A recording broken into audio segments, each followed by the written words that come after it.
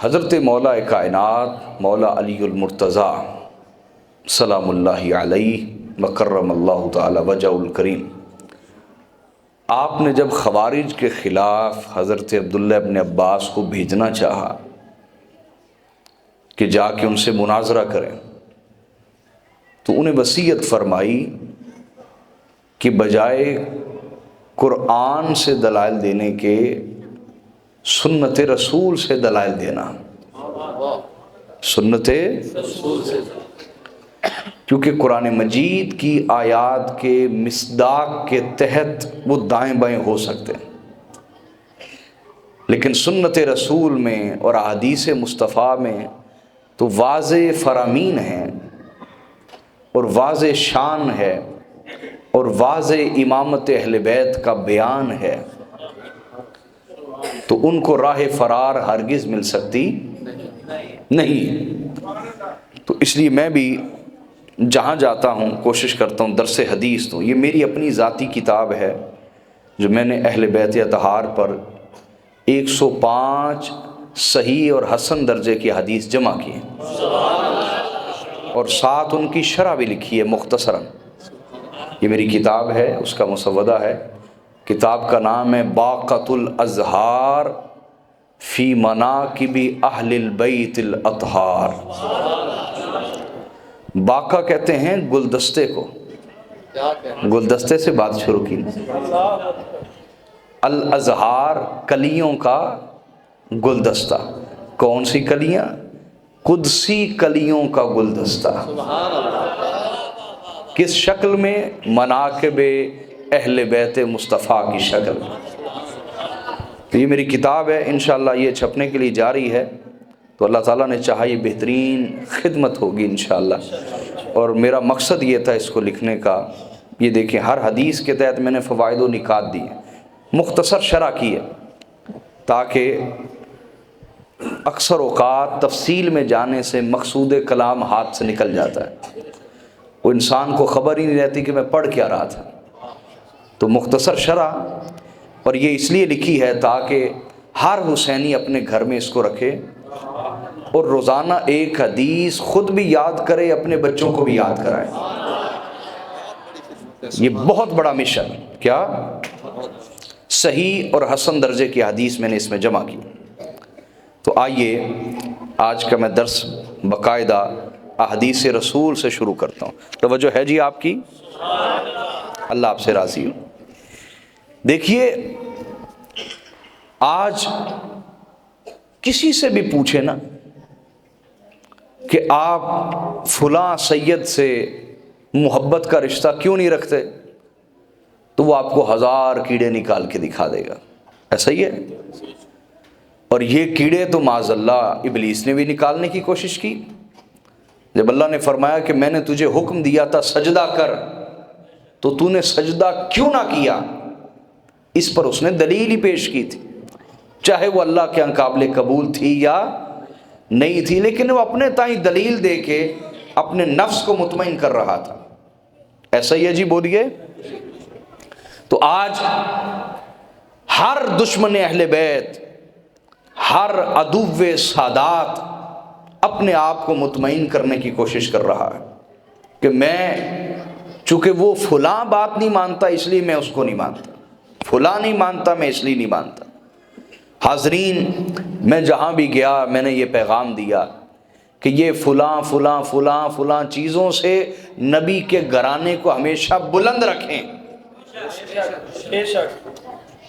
اور ان سے جو محبت کا اصل سبب ہے اس کو سمجھنے کی کوشش کریں۔ نہیں سمجھیں گے تو ایمان غارت جائے گا۔ توجہ ہے جی؟ براہ راست احادیث رسول کا درس شروع کرنے لگا۔ حدیث کو امام ترمذی نے نقل کیا سنن میں، ابواب المناقب، باب مناقب اہل بیت النبی، اور حدیث نمبر ہے 3789۔ امام حاکم نے روایت کیا المستدرک میں، اور حدیث نمبر ہے 4716۔ 47 حدیث کو یہاں ایک دفعہ روکتے ہیں، میں آپ کو بتاتا ہوں میں کھڑا کیوں ہوا ہوں درس چھوڑ کے۔ میں اللہ کا شکر ہے کبھی بھی آل رسول کے سوا میں کبھی بھی درس کے دوران کسی کے لیے کھڑا نہیں ہوا۔ اور سادات کے لیے کھڑا کیوں ہوتا ہوں؟ اس لیے ہوتا ہوں کہ اللہ رب العزت نے قرآن میں اعلان کیا ہے کہ جو حق کل کا ہوتا ہے وہی حق جز کا بھی ہوتا ہے۔ جو حق بولیے کل کا ہوتا ہے وہی حق جز کا بھی ہوتا ہے۔ دلیل خود قرآن ہے۔ دلیل بولیے، اللہ رب العزت نے فرمایا قُلْ إِنْ كَانَ لِلرَّحْمَنِ وَلَدٌ فَأَنَا أَوَّلُ الْعَابِدِينَ۔ ارشاد فرمایا میرے حبیب فرما دیجئے اگر رحمان کا کوئی بیٹا ہوتا، اے رسول فرما دیجئے اگر رحمان کا کوئی بیٹا ہوتا تو میں خود سب سے پہلے اس کی عبادت کرنے والوں میں شمار ہوتا۔ رسول اللہ سے کہا جا رہا ہے آپ فرما دیجئے اگر رحمان کا کوئی بیٹا ہوتا تو میں خود سب سے پہلے اس کی عبادت کرتا۔ میں خود بولیے سب سے پہلے کیوں باری تعالیٰ؟ سمجھنے والی بات ہے، توجہ ہے نا؟ اس کی وجہ یہ ہے، ادھر دیکھیے، یہ آپ کو سمجھ ایسے آئے گی۔ یہ میرے ہاتھ میں ایک ٹشو ہے، میں اس کا تھوڑا سا ٹکڑا کاٹ لیتا ہوں۔ ٹکڑا بولیے، کاٹ لیتا ہوں۔ آپ کے پاس کوئی کپڑا ہے، رومال ہے، آپ اس کا تھوڑا سا ٹکڑا کاٹ لیں۔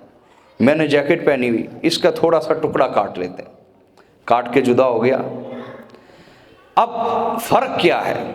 فرق ان دونوں میں صرف یہ ہے کہ یہ کل ہے اور یہ جز ہے۔ یہ کل ہے اور یہ باقی جو رنگ کل کا ہے وہی رنگ جز کا ہے۔ جی، جو چمک کل کی ہے وہی چمک جز کی ہے۔ جیسی بنائی کل کی ہے ویسی بنائی جز کی بھی ہے۔ سمجھ آ رہی ہے بات؟ حاضرین، اللہ پاک نے سمجھا دیا قرآن کے ذریعے سے کہ میرے حبیب فرما دیجئے کہ اگر رحمان کا کوئی بیٹا ہوتا تو میں سب سے پہلے اس کی عبادت کرتا۔ کیوں؟ اس لیے کہ جو کل کا حق ہے وہی جز کا حق ہے۔ وہی بولیے، اگر رحمان کا کوئی بیٹا ہوتا تو وہ رحمان کا جز ہوتا نا، رحمان کا۔ اور رحمان سے سب سے بڑا ہمارا رشتہ کیا ہے؟ بولیے، عبدیت کا۔ عبدیت کا، بندگی کا رشتہ ہے نا ہمارا، کہ ہم اس کے بندے ہیں، اس کی عبادت کرتے ہیں، اس کی بندگی بجا لاتے ہیں۔ تو اگر رحمان کا کوئی بیٹا ہوتا تو قرآن کہہ رہا ہے وہ جو سب سے بڑا رحمان کا حق ہے وہ بھی بیٹے کو بطور وراثت ضرور ملتا، بطور وراثت۔ کیوں؟ کیونکہ وہ کل کا جز ہوتا۔ کل کا بولیے۔ حاضرین یاد رکھیں، ایک حق کی نفی کی ہے رسول اللہ نے، وہ یہ ہے کہ لا نبی یا بعدی، میرے بعد کوئی نبی۔ اور اگر یہ نفی نہ فرماتے تو اپنے بیٹے حضرت ابراہیم کے بارے فرمایا لو کان حیا لکان صدیقا نبیا، اگر یہ زندہ رہتا تو اللہ کا سچا نبی ہوتا۔ کیوں؟ کہ حضرت ابراہیم علیہ السلام اگر پیغمبر ہیں تو دونوں بیٹے بھی پیغمبر ہیں، پوتے حضرت یعقوب بھی پیغمبر ہیں، پوتے کا بیٹا حضرت یوسف بھی پیغمبر ہیں۔ اگر ختم نبوت مصطفیٰ پہ نہ ہوتی، ختم نبوت حضور پہ نہ ہوتی، یہ ختم نبوت رسول اللہ پہ نہ کی جاتی تو پھر کیا ہونا تھا؟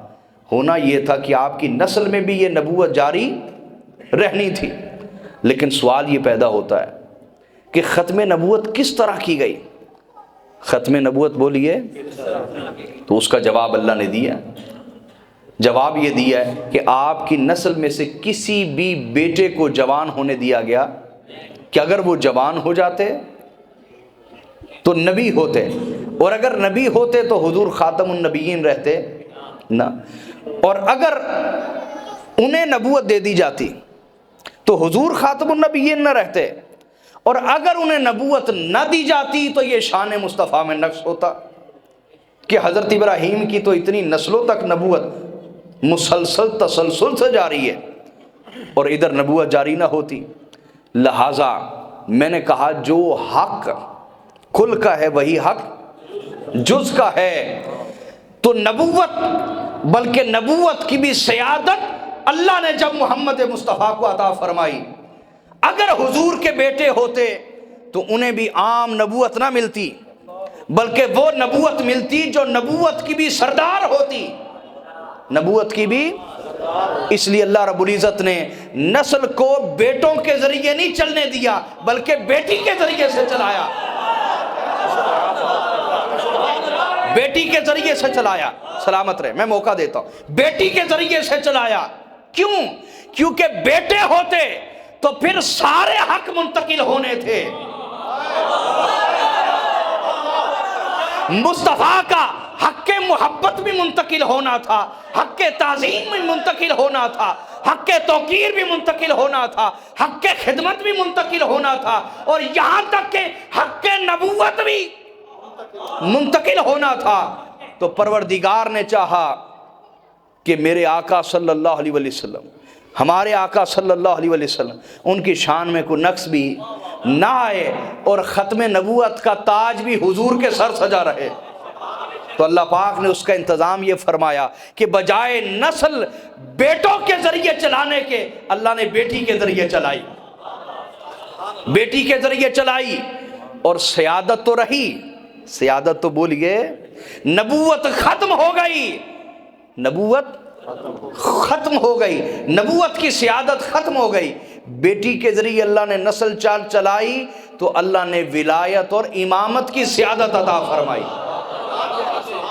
اور اس کے ساتھ ساتھ ہر حق کو اللہ نے منتقل فرمایا.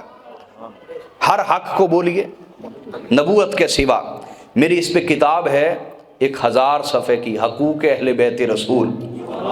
میں نے اس میں یہ سارے دلائل جمع کیے کہ میرے آقا صلی اللہ علیہ وسلم کے سارے حقوق منتقل ہوئے نبوت کے سوا.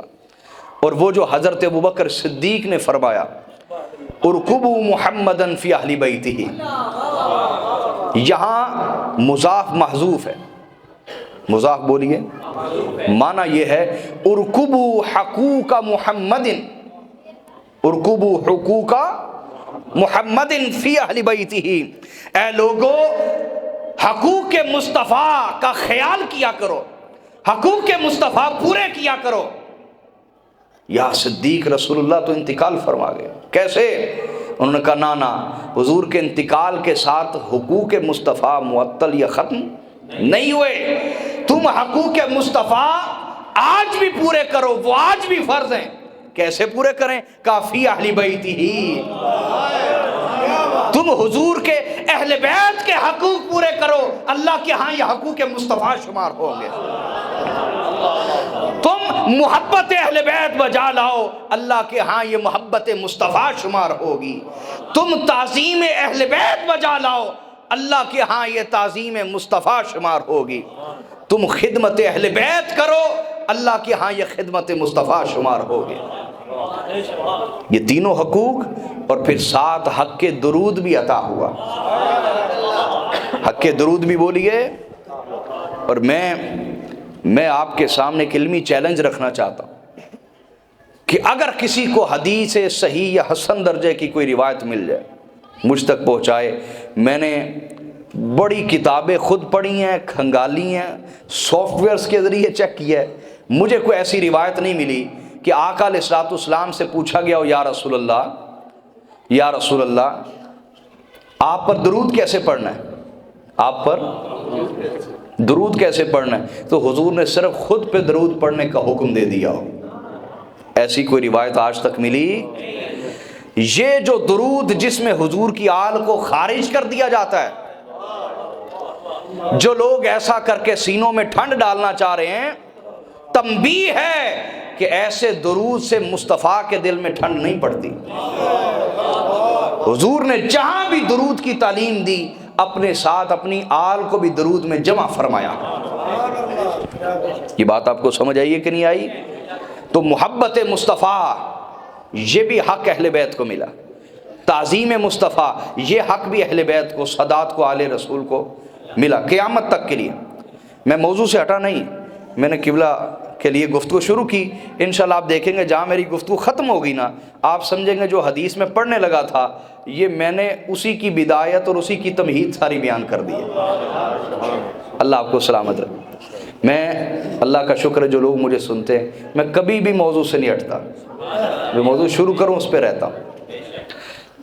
تو تعظیم مصطفیٰ یہ حق بھی ان کی آل اولاد کو حاصل ملا، اور پھر اسی طرح خدمت مصطفیٰ، کیا حضور کے اہل بیت کی خدمت براہ راست رسول اللہ کی خدمت ہے، اور پھر اسی طرح چوتھا حق کے درود ہے، حق کے کہ ان کو حضور کے ساتھ شامل کیا جائے، اور پانچواں حق جو سادات کا ہے، آل رسول کا ہے۔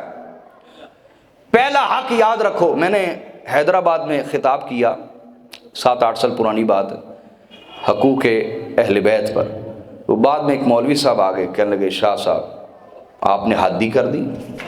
کیا کر دیا؟ انہوں نے کہا جی آپ نے سیدوں کے بڑے حقوق بیان کیے ہیں، سید تو یہ کر رہے ہیں، سید تو یہ کر رہے ہیں۔ میں نے کہا میں نے جو گفتگو کی ہے بڑا افسوس ہے کہ آپ نے اس کو اتنی تنقید کی نظر سے سنا ہے کہ آپ کو میری گفتگو ہی نہیں سمجھ آئی، میں کیا کہتا رہا ہوں۔ یاد رکھو جو پہلا حق ہے آل رسول کا وہ ہے حق محبت، حق، اور یہ ہر سید کو ملتا ہے، ہر سید زادی کو ملے گا، اس کے ذاتی عمل کی وجہ سے نہیں، نسبت مصطفیٰ کی وجہ سے، نسبت مصطفیٰ کی وجہ سے۔ دوسرا حق وہ ہے حق تعظیم، حق، اور یہ بھی ہر سید زادے سید زادی کو، ہر فرد اہل بیت کو ملے گا، اس کے ذاتی عمل کی وجہ سے نہیں، نسبت مصطفیٰ کی وجہ سے۔ تیسرا حق کے خدمت، اور یہ ہر اہل بیت کے فرد کو ملے گا، اس کے ذاتی عمل کی وجہ سے نہیں بلکہ نسبت مصطفیٰ کی وجہ سے۔ چوتھا حق کے درود، حق کے، اور یہ بھی تمام سادات کو ملے گا۔ یہ نہیں کہ نماز پڑھتے کہیں یا اللہ درود ہو درود ہو درود ہو آل محمد پر، لیکن قبلہ ریاض شاہ صاحب پہ نہیں، محسن شاہ صاحب پہ نہیں۔ سمجھ آ رہی کہ نہیں یار؟ اللہ کو ایسا درود چاہیے نہیں۔ جب درود پڑھیں تو تمام آل محمد پہ درود پڑھیں۔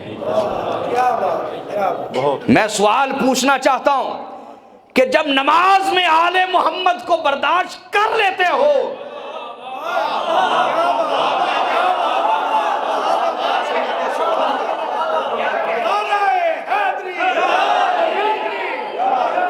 ہم تم سے یہ نہیں کہتے آ کے سادات کے ہاتھ چومو پیر چومو، بس ہم اتنا کہتے ہیں کہ جب نماز میں برداشت کر لیتے ہو تو نماز کے باہر بھی صرف برداشت ہی کر لیا کرو،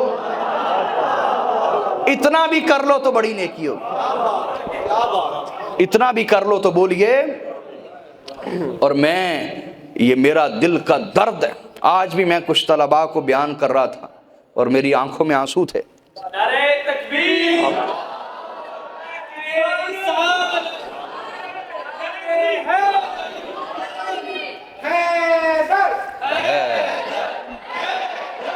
حیدر،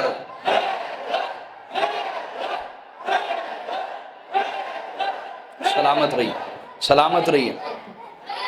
یہ درد دل ہے، یہ درد جگر ہے ہمارا کہ جب بھی آل رسول کے خلاف کوئی قلم چلتا ہے یا زبان چلتی ہے، وہ غیر مسلم کی نہیں، وہ عیسائی یہودی ہندو کی، وہ تو ہم سے دم کرانے آتے، دعا کرانے آتے۔ کتنے عیسائی آتے، میں نے کہتا ہوں یار یہ ڈاکٹر کے پاس جایا کرو، وہ کہتے شاہ جی پتہ نہیں اتھو آرام آنا یا نہیں آنا، تاڑے کو آ جانا ہے۔ یہ کیا، یہ میرا کمال نہیں ہے، یہ میں اپنی تعریف نہیں کر رہا، یہ حضور کی نسبت کی تعریف ہے۔ میں جب سادات پہ گفتگو کرتا ہوں تو اپنی تعریف نہیں کر رہا، میں سادات کا ادنا وکیل بن کے ان کی وکالت کر رہا ہوتا ہوں۔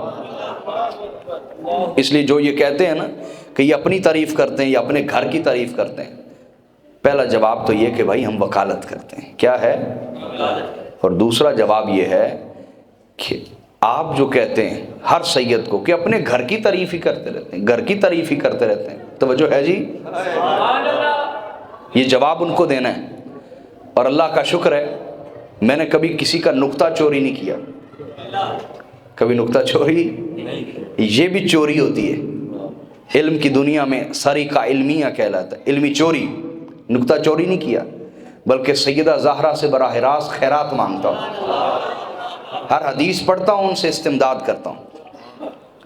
توجہ، یہ جو کہتے ہیں سادات اپنے گھر کی تعریف کرتے رہتے ہیں، تو میں ان سے یہ کہتا ہوں نادانو تم اس بات پہ اعتراض کر رہے ہو، کیوں اعتراض کرتے ہو؟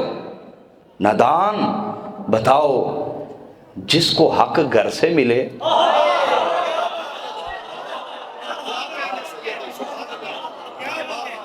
جس کو حق بولیے گھر سے ملے، اگر وہ قبول نہ کرے تو ابو لہب بنتا ہے، قبول کر لے تو علی شیر خدا بنتا ہے.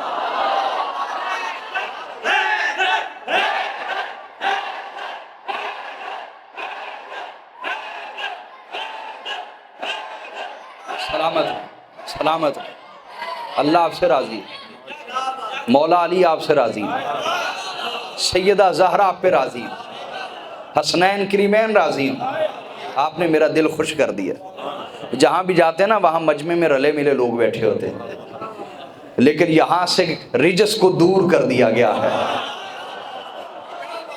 یہ ایسی محفل ہے رجس کو سلامت رہیں، آپ سلامت ہیں.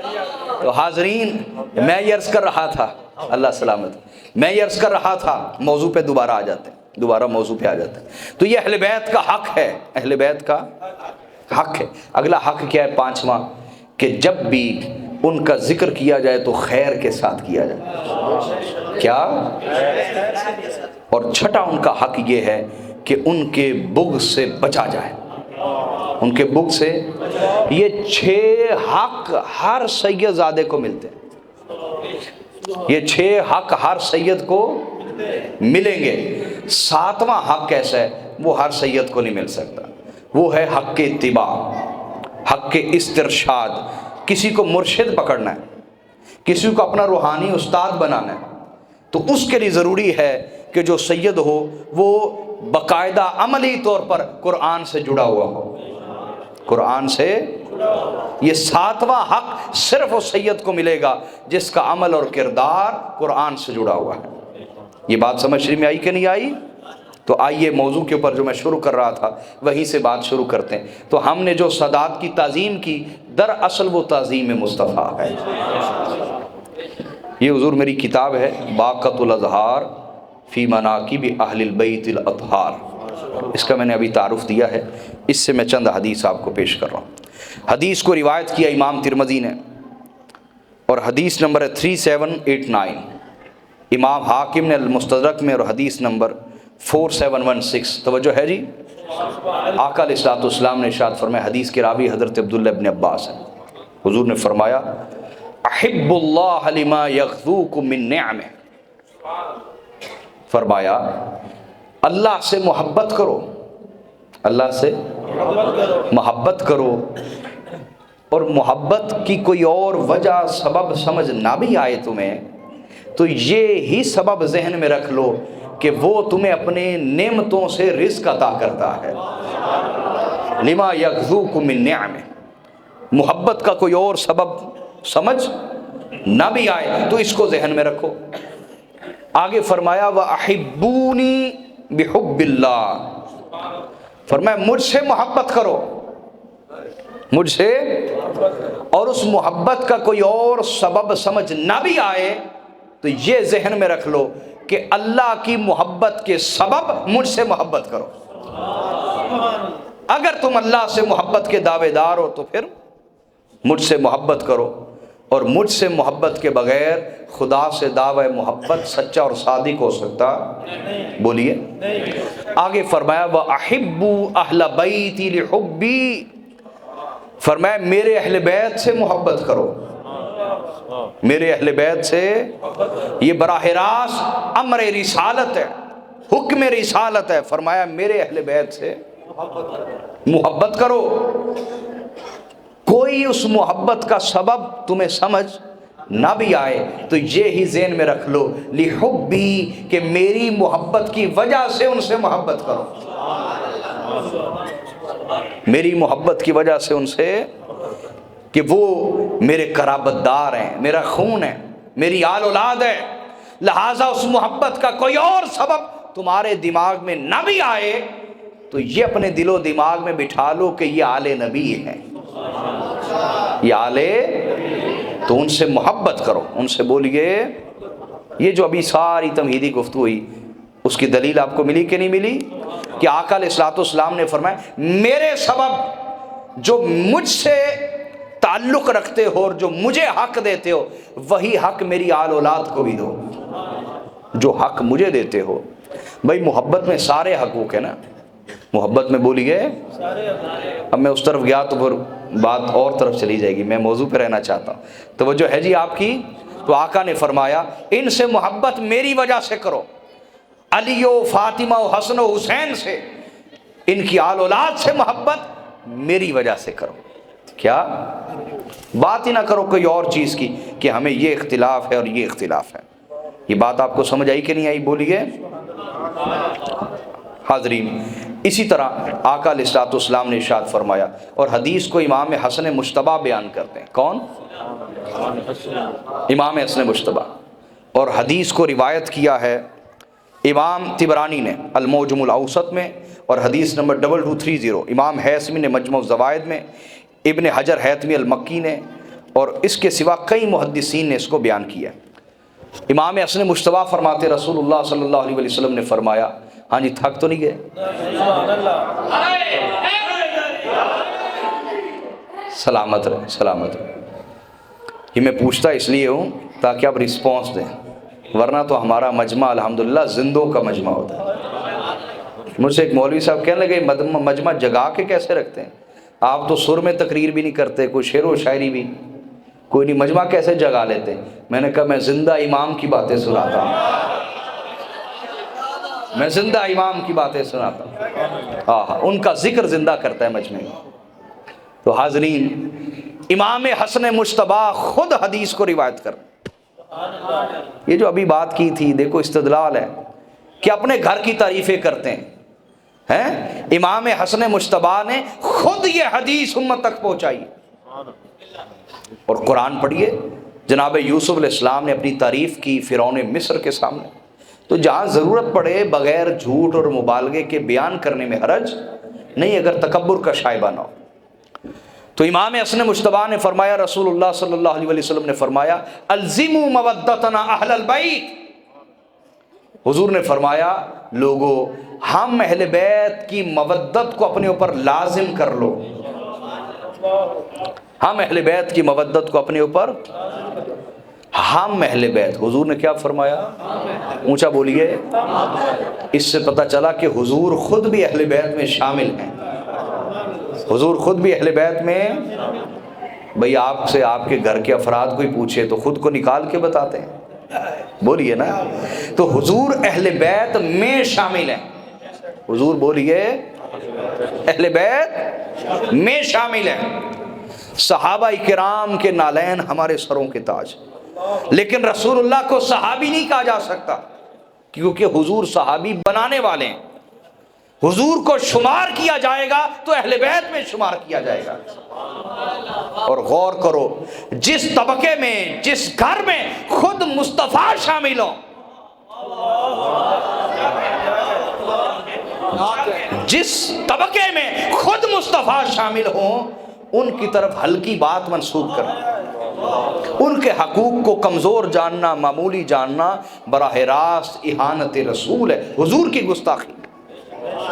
تو حاضرین، آقا علیہ الصلوۃ والسلام نے فرمایا ہم اہل بیت کی مودت کو اپنے اوپر لازم کر لو۔ کیوں؟ یار آپ کو انعام ملنے والا ہے، انعام ملنے والا ہے۔ سنیں، توجہ کریں، حضور نے فرمایا فَإِنَّهُ مَنْ لَقِيَ اللَّهَ عَزَّ وَجَلَّ وَهُوَ يَوَدُّنَا دَخَلَ الْجَنَّةَ بِشَفَاعَتِنَا، فرمایا جو بندہ اس حالت میں مرے گا کہ ہم اہل بیت سے مودت رکھتا ہے تو ہماری شفاعت کے صدقے اللہ اسے جنت میں داخل فرما دے گا۔ ہماری شفاعت. کیا فرمایا؟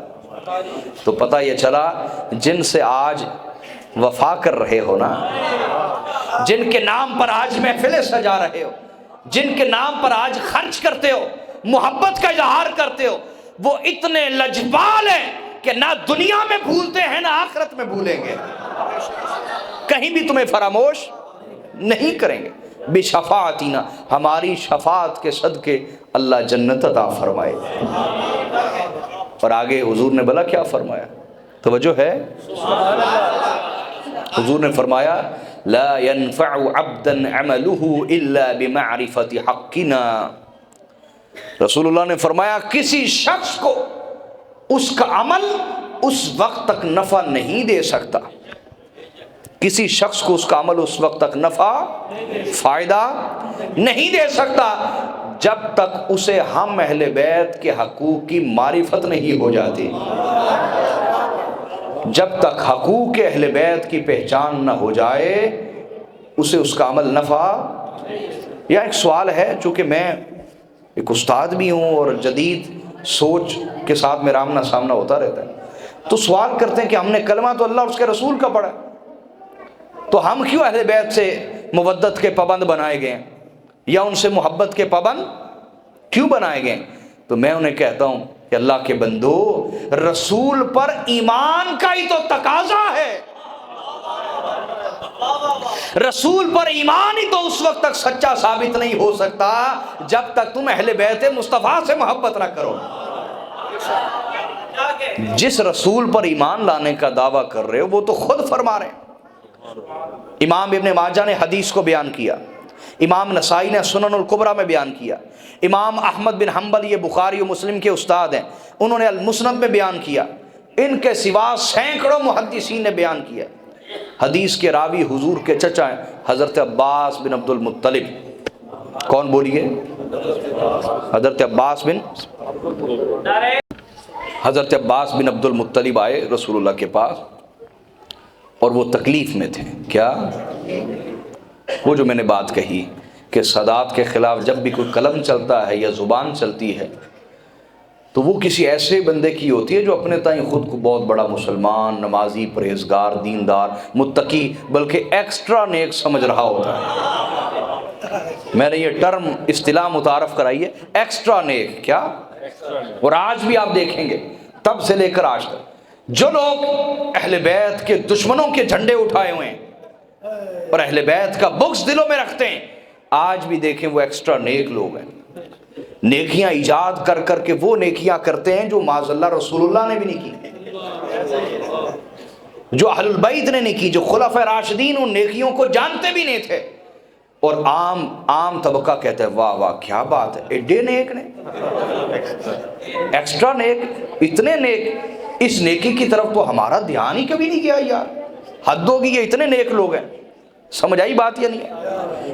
اس میں ادھار ہے، کبھی گفتگو کروں گا آپ کے ساتھ، حدیث سے کروں گا، حدیث سے انشاءاللہ ادھار ہے ایکسٹرا نیک لوگوں کے اوپر. یہ میرے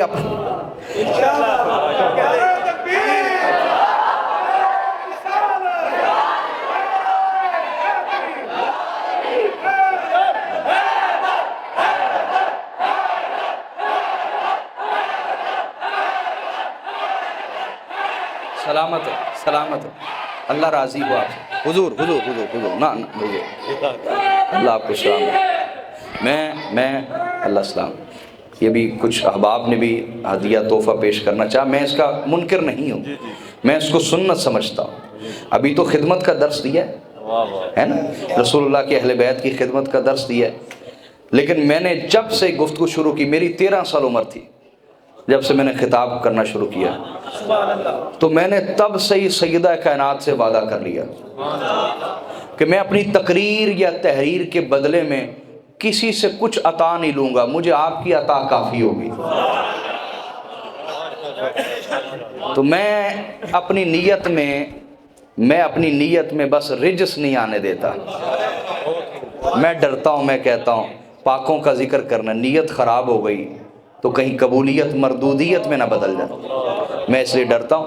باقی سادات کی خدمت امت پہ فرض ہے، خمس آپ پہ فرض ہے. میں گفتگو کروں گا آگے انشاءاللہ، کروں گا انشاءاللہ. اور سادات کی خدمت ایسے ہی ہونی چاہیے جیسے اصحاب رسول اللہ کی خدمت کرتے تھے.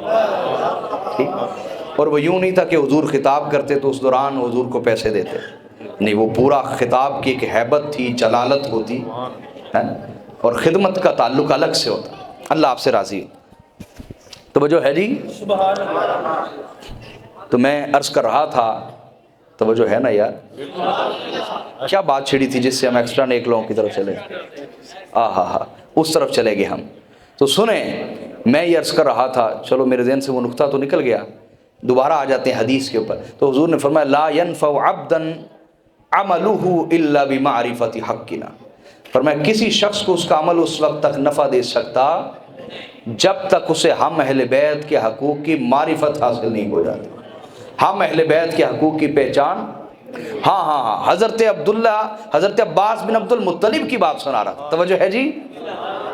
سبحان اللہ، سبحان اللہ. ان کی لگن ہے دل کو برابر لگی ہوئی. میں گفتگو کر رہا ہوتا ہوں، دھیان سیدہ کائنات کی طرف ہوتا ہے. الحمدللہ ان کی توجہات ہوتی رہتی ہے. میں تو رات بھی رو رہا تھا ان کے حضور.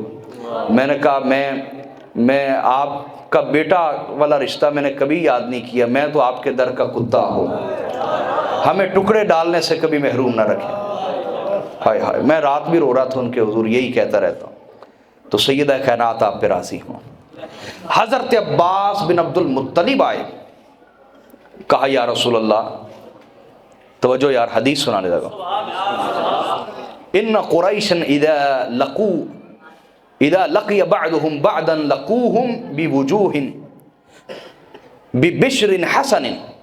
یا رسول اللہ، جب قریشی آپس میں ایک دوسرے سے ملتے ہیں، یہ قریشی آپس میں، تو بڑے ہی مسکراتے چہروں سے اور بڑے ہی محبت کے ساتھ ایک دوسرے سے ملتے ہیں.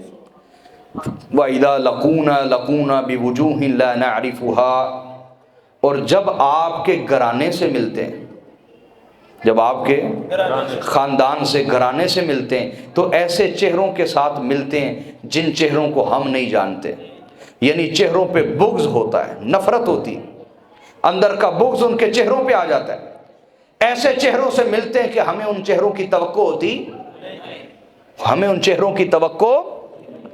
مجھے بتاؤ، کیا حضرت عباس نے یہ شکایت حضرت عباس نے کیا یہودیوں کے بارے کی ہوگی؟ بولو نا. کیا کافروں کے بارے کی ہوگی؟ نہیں، کلمہ پڑھنے والوں کے بارے کی ہوگی نا. تو حاضرین، یہ فرق یاد رکھو. قرآن نے کہا السابقون الاولون من المہاجرین والانصار. اسلام کو قبول کرنے میں اور خدمت کرنے میں جو سب سے پہلا طبقہ ہے وہ مہاجرین و انصار کا ہے. اللہ نے گارنٹی دی ہے تو مہاجرین و انصار کی دی ہے. اور آگے فرمایا والذین اتبعوہم باحسان. ان کے بعد آنے والے اگر نیکی میں انہی کی پیروی کریں، رضی اللہ عنہم، تو پھر وہ رضی اللہ بن جائیں گے. وہ اللہ سے راضی اور اللہ ان سے راضی. کب؟ فلٹر لگایا اللہ نے، معیار دیا ہے. جب وہ مہاجرین و انصار کے راستے پر چلے، یہ اللہ پاک نے ایک معیار دے دیا ہے. لہٰذا اس معیار کو اپنے سامنے رکھنا کہ کون مہاجرین و انصار کے راستے پر چلا اور کون مہاجرین و انصار کا ہی قتل عام کرتا رہا، انہی کی گستاخیاں کرتا رہا اور انہی کو سولیاں لٹکاتا رہا. یہ فرق اپنے دماغ میں یاد رکھنا، ورنہ آپ قرآن کی تعلیم سے ہٹ جائیں گے. حضرت عباس نے شکایت کی، یا رسول اللہ، یہ قریشی آپس میں ملے تو بڑی محبت سے ملتے اور آپ کے خاندان سے ملے تو نفرت اور بغض سے ملتے. جب یہ میرے آقا نے سنا، حدیث کے لفظ فغضب النبی غضبا شدیدا. میرے نبی شدید ترین غصے اور جلال میں آ گئے. سب کو طلب فرمایا مسجد میں، سب کو بولیے، اور سب کو طلب کر کے کہا ما بال اقوام یزعمون ان رحم لا تنفع. ان لوگوں کا بنے گا کیا جو یہ سوچے بیٹھے ہیں کہ میری خونی رشتہ داریاں میری آل اولاد کو کام نہیں آئیں گی، میرے خاندان کو کام نہیں آئیں گی. میرے آقا نے فرمایا لیس کما زعموا، جیسا سوچ بیٹھے ہیں ویسا کبھی نہیں ہونے والا۔ اور اس کے بعد میرے آقا نے اللہ کی قسم کھائی، کیا کھائی؟ بولیں، اللہ کی قسم کھا کے کہا واللہ لا يدخل قلب رجل الایمان حتى يحبكم للہ ولرسولہ ولقرابتہ منی۔ آقا نے فرمایا مجھے اللہ کی قسم ہے کسی شخص کے دل میں اس وقت تک ایمان داخل ہی نہیں ہو سکتا جب تک میرے اہل بیت سے اللہ کی وجہ سے، اس کے رسول کی وجہ سے اور میری رشتہ داری کی وجہ سے محبت کرنے نہ لگ جائے۔ رسول تو فرما رہے ہیں کہ ایمان دل میں داخل ہی، اور یہاں ہر کوئی مومن بنا بیٹھا، مومن بنا بیٹھا۔ حاضرین حدیث کو سمجھیے، آقا نے فرمایا ہم اہل بیت کے حقوق کی پہچان ہوگی تو اعمال نفع دیں گے۔ اعمال بولیے، یہ بات آپ کو سمجھ آئی کہ نہیں آئی؟ اور پھر آقا علیہ الصلوۃ والسلام نے خود ان کے متعلق فرمایا، اہل البیت کے متعلق بولیے، خود فرمایا۔ حدیث کو امام ترمذی نے بیان کیا اور حدیث نمبر 3786 طبرانی نے المعجم الاوسط میں بیان کیا، حدیث نمبر 2680۔ توجہ ہے جی، میں یہ حدیث پوری سنا کے تو پھر آپ کو نجف اشرف لے جاؤں گا۔ کیوں جی، تیار ہو رہے ہیں نا سننے کے لیے؟ تیار ہو رہے ہیں؟ سلامت رہیے، سلامت رہیے، اللہ آپ سے راضی ہو۔ میرے آقا صلی اللہ علیہ وآلہ وسلم خطبہ حجۃ الوداع دے کے واپس لوٹ رہے ہیں، خطبہ، اور وہاں بھی حضور نے یہی اعلان فرمایا تھا کہ میں تم میں دو چیزیں چھوڑ کے جا رہا ہوں، لیکن افسوس یہ کہ جو اصل روایت ہے وہ امت تک نہیں لائی جاتی، امت تک مرسل روایت تو سنائی جاتی ہے، جو مرفوع ہے موصولاً روایت ہے اس کو نہیں سنایا جاتا، افسوس ہے۔ غدیر خم کے مقام پر ہوا کیا؟ توجہ ہے جی آپ کی؟ ہوا یہ کہ حضرت بریدہ رسول اللہ کے پاس پہنچے۔ کون؟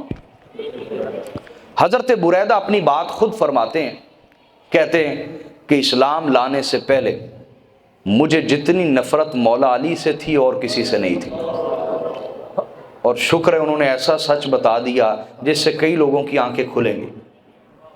یاد رکھو، ان کو سب سے زیادہ نفرت علی کے بابا ابو طالب سے،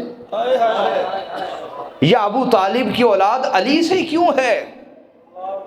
غور طلب بات ہے کہ نہیں؟ کیوں بھائی، سوال ہوگا کہ نہیں ہوگا؟ ہاں، اس کا جواب سنیے۔ حضور کے ہر خدمت گزار کی خدمت ہمارے سر آنکھوں پر۔ کسی نے حضور کی جسم سے خدمت کی، عمار ابن یاسر، بلال حبشی، صہیب رومی، سلمان فارسی، مقداد بن اسود، مقدام بن مادی کرب، یہ سارے عاشق لوگ۔ کسی نے مال سے خدمت کی، حضرت خدیجۃ الکبریٰ، حضرت ابوبکر صدیق، حضرت عثمان غنی۔ لیکن میرا سوال ہے کہ مکی دور میں سب سے مشکل اور سب سے بڑی خدمت پیغمبر کی کس نے کی؟ اور مدنی دور میں سب سے مشکل خدمت کس نے سر انجام دی؟ میرے دو لفظ سن لیں، آپ کو نہ سمجھ آئیں میرے خلاف بولیں گے تو کوئی بات نہیں، میری نیکیوں میں اضافہ ہوگا، لیکن اگر آپ کو حق چاہیے تو میں اتنے دلائل دوں گا کہ آپ کے علم میں اضافہ ہوگا۔ سنو، ہر ایک کی خدمت کو تسلیم کرتے ہیں، لیکن مکی دور میں محمد مصطفیٰ کی سب سے مشکل ترین خدمت اور سب سے بڑی خدمت جس ہستی نے سر انجام دی ہے اس کا نام سید بطحا حضرت ابو طالب ہے۔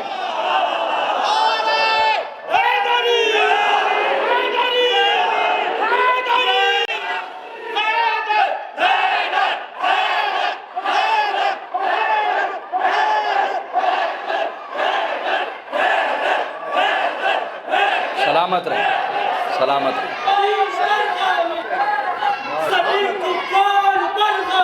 واہ،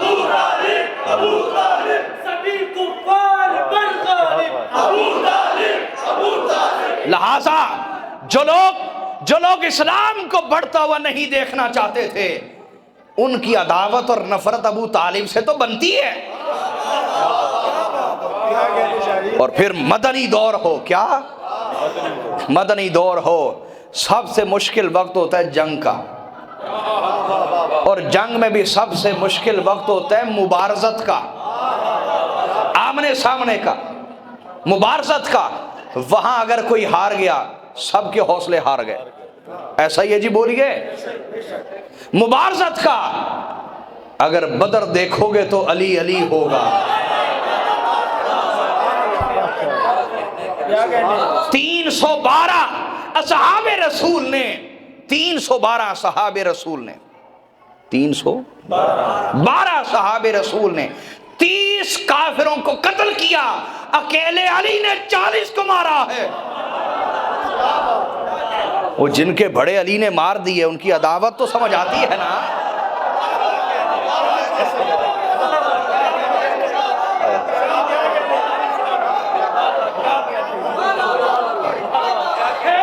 سلامت رہے، سلامت رہے۔ میں واہ واہ، اللہ آپ سے راضی، اللہ آپ سے راضی، اللہ آپ سے راضی، نوازش آپ کی، نوازش۔ میں پچھلے بدھ کو صحیح بخاری شریف کا دور کر رہا تھا کسی کے ساتھ بیٹھ کے، بخاری شریف، تو ایک محدث ساتھ ساتھ سند پہ بھی گفتگو ہو رہی تھی، تو ایک محدث کے احوال اسماء و رجال سے دیکھ رہے تھے، تو اس نے کہا کہ مجھے علی پسند نہیں تھے۔ میں چونکا، ساتھ اسماء و رجال پڑھے تھے۔ اس نے آگے لکھا وجہ کیا؟ اس نے کہا قتل آبائی،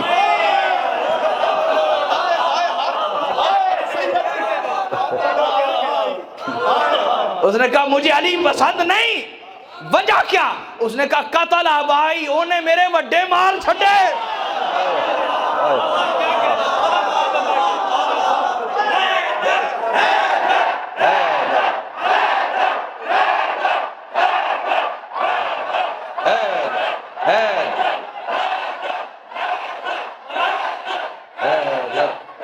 سلامت رہیں، سلامت رہیں۔ میں نے جب پڑھا میں کہا تیرا حق بند ہے، تیرا حق۔ سمجھ آئی بات یا نہیں آئی؟ حاضرین، پھر اور یہ میری بات سمجھ لیں، مولا علی نے اپنی ذات کے لیے کبھی کسی سے انتقام نہیں لیا۔ طلحہ نامی ایک کافر کو قتل کرنے لگے جنگ میں، اس نے آپ کے وجہ اللہ والے چہرے پہ تھوک دیا، آپ نے تلوار کھینچ لی، کہا جا تجھے زندگی مبارک۔ اس نے کہا علی مجھے تو مارنے لگا تھا، کہا پہلے تجھے اللہ اور اس کے رسول کے لیے مارنے لگا تھا، اب میری نیت میں ذاتی غصہ بھی شامل ہو گیا، علی اپنے لیے نہیں مارتا، اللہ اور اس کے رسول کے لیے مارتا۔ اور آپ مولا علی کی سیرت پڑھیں، مولا علی کے دور میں خطاب کر رہے ہوتے مولا علی، دوران خطاب خوارج اٹھ کے کہتے کہ اے علی تو کافر ہے، تو کون سا دین کا درس دیتا ہے؟ سب سے پہلے اس امت میں جس کو کافر کہا گیا وہ مولا علی، جن کی محبت ایمان اور بغض منافقت اور کفر ہے، ان کو کافر کہا گیا سب سے پہلے۔ اور مولا علی اپنی ذات کے لیے انتقام نہیں لیتے تھے، خوارج سے مسجد میں کھڑے ہو کے کہتے تھے یہ ہیں علی، علی جیسی برداشت بھی کہیں دیکھی ہے تم نے؟ ہائے ہائے۔ تو حاضرین، پھر تم نے دیکھا نہیں جب خیبر کا میدان تھا، خیبر کا میدان 39 دن جنگ ہوتی رہی، خیبر فتح نہیں ہوا، خیبر فتح لشکر جاتا تھا واپس آ جاتا تھا، 39 دن جنگ رہی۔ میرے آقا صلی اللہ علیہ وسلم نے فرمایا میں نے تم میں سے ہر شخص کو جو سپہ سالاری کا حق رکھتا تھا اسے حق دیا، لیکن کوئی خیبر فتح کر سکا؟ لَأُعْطِيَنَّ الرَّایَةَ غَدًا رَجُلًا يُحِبُّ اللَّهَ وَرَسُولَهُ وَيُحِبُّهُ اللَّهُ وَرَسُولُهُ۔ فرمایا کل میں جھنڈا اس شخص کو عطا کروں گا جو اللہ اور اس کے رسول سے محبت کرتا ہے، اور اللہ اور اس کا رسول اس سے محبت کرتا ہے۔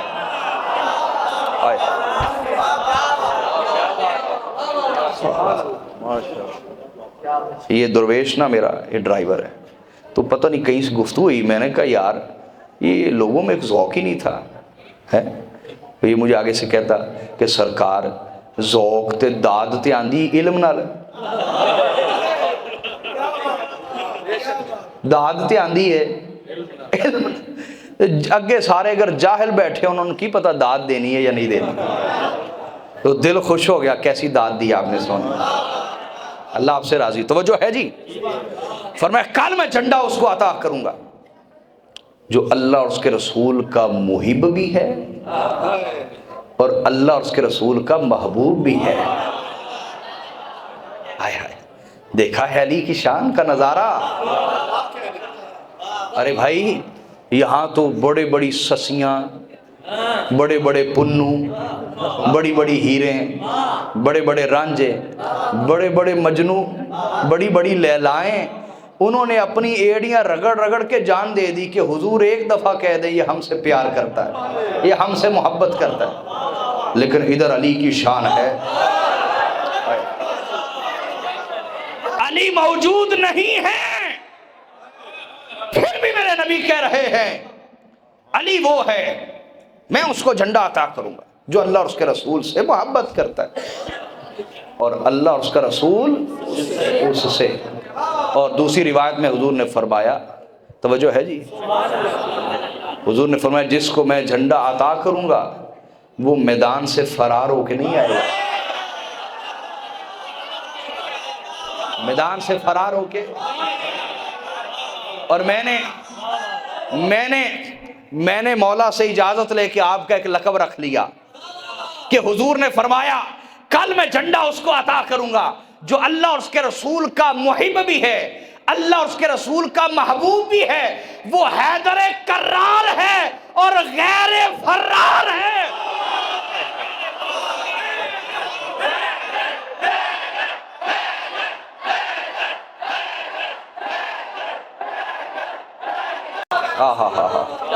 حیدر کرار ہے اور غیر فرار ہے۔ ساری رات ہر کوئی تمنا کرتا رہا، دعائیں کرتا رہا، مجھے جھنڈا مل جائے، مجھے مل جائے، مجھے مل جائے، بڑوں بڑوں نے تمنا کی، لیکن اس کے انداز دیکھو عشق کے، محبت کے، کہ ادھر طور پہ بیٹھے کوئی تمنا کر رہا ہے ربی ارینی، اے اللہ پردہ ہٹا دینا، ذرا سرکا دینا، پردہ ذرا سرکا دینا، مجھے دیدار کرنے دے۔ ایک دفعہ، دو دفعہ، 4 5 7 8 9 مرتبہ تمنا کی، طور پہ بیٹھے، ادھر ایک محبوب اپنے بستر پہ سویا ہوا ہے، اپنے بستر پہ، اور جبرائیل جا کے کہتے ہیں کہ حبیب اٹھیے نا، اللہ فرماتے آئیں آئیں، آج ذرا بے حجاب ہو جاتے ہیں۔ احمد فراز کا شعر یاد آ گیا، آئے ہائے تو خدا ہے نہ میرا عشق فرشتوں جیسا، تو خدا ہے نہ میرا عشق فرشتوں جیسا، دونوں انسان ہیں تو کیوں اتنے حجابوں میں ملے، اب کہ ہم بچھڑے تو شاید کبھی خوابوں میں ملیں، جس طرح سوکھے ہوئے پھول کتابوں میں ملیں۔ تو خدا تو حجاب میں ملتا ہے، لیکن پیغام ہی آیا محبوب آجا، خدا کہتے ہیں، خدا کہتا ہے آج بے حجاب ہو جاتا ہوں، تیرے لیے بے حجاب ہو جاتا ہوں۔ دیکھا اس کا محبت کا انداز، ادھر ہر کوئی دعائیں کر رہا ہے جھنڈا مجھے عطا ہو، ادھر علی اپنے مولا کی یاد میں مست ہے، اپنے مولا کی یاد میں مست ہے، اور آنکھوں میں تکلیف ہے اور دل میں کوئی تمنا نہیں کہ علم مجھے مل جائے۔ صبح ہوئی، اچھا ویسے ایسے کیوں ہوا؟ جو تمنائیں کر رہے تھے وہ حضرت موسیٰ کے طریقے پہ تھے،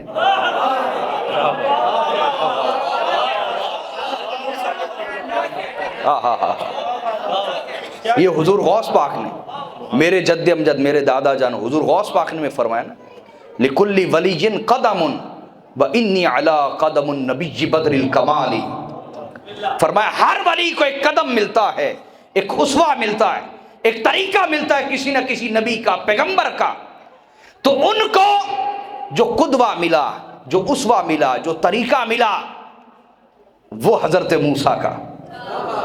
اور علی کا حال کیا ہے؟ علی کو حال مصطفیٰ ملا ہے،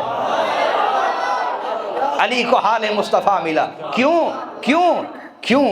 اس لیے کہ بس نبوت کا ایک فرق نکال دو، علی نبی ہے اور نبی علی ہے، پیچھے فرق ہے کون سا؟ پیچھے فرق ہے کون سا؟ ہائے ہائے، ارے بھائی تمہیں فرق نظر آتا ہوگا، ہجرت کی رات تو کافروں کو فرق نہیں نظر آیا۔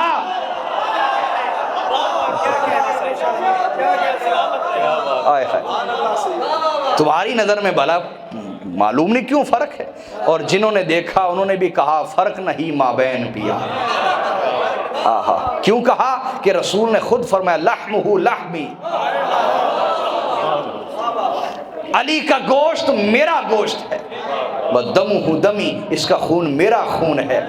اور میرے آقا نے فرمایا، مسند احمد کی حدیث ہے، انا وعلی من نور واحد، آقا نے فرمایا میں اور علی ایک ہی نور سے بنائے گئے ہیں۔ میرے آقا نے فرمایا الناس من اشجار شتى وانا وعلی من شجرۃ واحدہ، فرمایا لوگ مختلف درختوں سے تعلق رکھتے ہیں، میں اور علی ایک ہی درخت سے ہیں، ہماری جڑ ایک، اساس ایک، بنیاد ایک، اصل ایک ہے۔ تو حاضرین یہاں فرق کیا ہوگا؟ تو میں موضوع سے ہٹنا نہیں چاہتا، میرا خطاب ہے حسن و جمال علی، وہ ضرور سنیے گا، اس میں نے ایسے قیمتی نکتے دیے۔ جو لوگ کہتے ہیں نا معاذ اللہ ایسی بھی کوئی عداوت کرتا ہے، مولا علی کا حلیہ بگاڑ دیا تاریخ کی کتابوں میں، اس کے خلاف میرا پورا خطاب ہے حسن و جمال علی۔ اس موضوع پہ سنیے گا، اللہ آپ سے راضی ہو۔ تو موضوع پہ آ جاتے ہیں۔ صبح ہوئی، ہر کوئی حضور کے لبان اقدس کو دیکھ رہا ہے،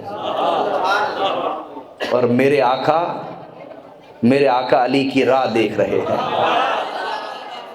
ہر کوئی حضور کا چہرہ دیکھ رہا ہے اور حضور علی کا رستہ دیکھ رہے ہیں، اور فرماتے ہیں این علی ابن ابی طالب، کہاں ہے علی بن ابی طالب؟ حضور ارمد، آنکھوں میں تکلیف ہے، اشوب چشم، وہ تو چل نہیں سکتے۔ فرمایا علی کا کام ہے وہی کرے گا، بلا کے لاؤ، بلا کے لایا گیا۔ مولا علی آئے، بولیے مولا علی۔ میرے آقا صلی اللہ علیہ وسلم نے فرمایا اے علی اپنا چہرہ میری ران پہ رکھ دے، اپنا چہرہ میری ران پہ رکھ دے۔ مولا علی نے رکھ دیا، بولیے مولا علی نے رکھ دیا۔ اس پر آقا علیہ الصلوۃ والسلام نے، حضور علیہ الصلوۃ والسلام اپنا لعاب دہن، کیا اپنا لعاب دہن مولا علی کی آنکھوں میں لگایا۔ لعاب کہتے ہیں تھوک کو، دہن منہ یعنی منہ کا تھوک، لعاب دہن مولا علی کی آنکھوں میں لگایا۔ فرماتے اسی وقت ساری تکلیف دور ہو گئی۔ پتہ چلا کہ نبی آپ جیسے، آپ کی تھوک سے جراثیم پیدا ہوتے ہیں، مصطفیٰ کے لعاب دہن سے شفائیں پیدا ہوتی ہیں۔ لعاب لگایا، اس کے بعد توجہ میری طرف ہے، توجہ آپ کی، ادھر دیکھیں، حضور جھک گئے، ایسے جھک گئے، اور جھک کے مولا علی کے کان میں سرگوشیاں شروع کر دی۔ سرگوشیاں کہتے ہیں کان میں باتیں کرنا، کان میں اور کان میں باتیں کب کی جاتی ہیں؟ سارے بیٹھے ہوں تو کان میں باتیں کب کی جاتی ہیں؟ جب ہر کوئی اس بات کو سننے کا اہل نہ ہو، جب ہر کوئی اس بات کو سننے کا اہل، تبھی تو بات کان میں کہی جاتی ہے نا۔ اب جب کان میں کی تو لشکر کے اندر جس طرح مومنین ہیں، مخلص صحابہ ہیں، مومنین ہیں، وہاں منافقین بھی ہیں، منافقین بھی۔ انہوں نے کہا ما طال نجوا، آج رسول اللہ نے اتنی لمبی سرگوشی کی اپنے چچا مع ابن عم، اپنے چچا زاد سے اتنی لمبی سرگوشی، کان میں باتیں ہی کرتے رہے، سرگوشیاں کرتے رہے۔ حضور تک جب یہ بات پہنچی، میرے نبی صلی اللہ علیہ وسلم نے سب کو جمع کیا، کہا تم نے اعتراض کیا کہ میں نے علی سے سرگوشیاں اتنی لمبی کیوں کی ہیں؟ علی سے اتنی لمبی سرگوشیاں کیوں کی ہیں؟ سن لو، من تجیتہ ولکن اللہ انتجا، فرمایا میں نے علی سے سرگوشیاں نہیں کی۔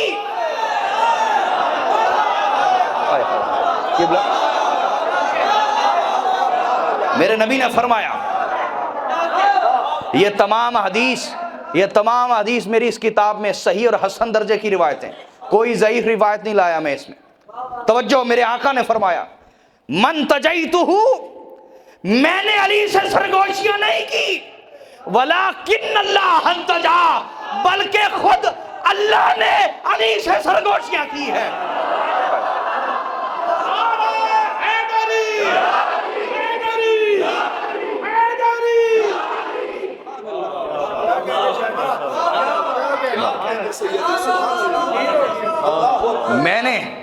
میں نے علی سے سرگوشیاں، خود اللہ نے علی سے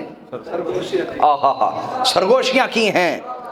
اس کے بعد میرے آقا نے جھنڈا عطا فرمایا، فرمایا علی جاؤ، اور مولا علی گئے، یفتح اللہ علی یدی، حضور نے فرمایا مولا کائنات گئے۔ قصہ مختصر یہ کہ مرحب جو یہ دھاڑتا ہوا باہر آتا تھا کہ خیبر جانتا ہے میں مرحب ہوں، میری تلوار خون پیتی ہے، رجس خانی کرتے ہوئے باہر آیا۔ اس پر مولا کائنات نے فرمایا، کلام ہے میرے پاس ابھی لیکن آپ کو اور حدیث سنانی، تو مولا علی نے فرمایا میں وہ ہوں جس کی ماں نے اس کا نام حیدر رکھا ہے۔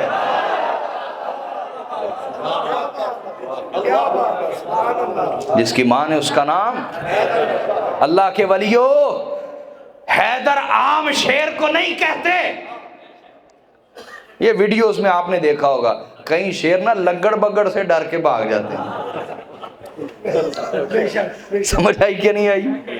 حیدر عام شیر کو، حیدر اس شیر کو کہتے ہیں جو میدان اس وقت تک نہ چھوڑے جب تک شکار کو چیر پھاڑ کے نہ رکھ دے۔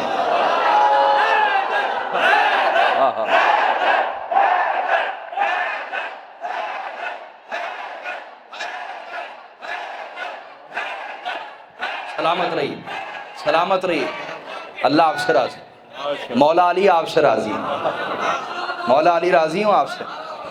توجہ جی توجہ، میرا نام حیدر رکھا ہے۔ وہ وار کرنا شروع ہوا، آپ نے وار روکے اور مولا علی نے پھر ایک ہی وار کیا ہے۔ کیا؟ ایک ہی وار کیا ہے۔ علی کو دوسرے وار کی ضرورت ہی نہیں پڑتی۔ کوئی پہلے وار سے بچا ہو تو دکھاؤ، کوئی پہلے وار سے بچا ہو تو دکھاؤ۔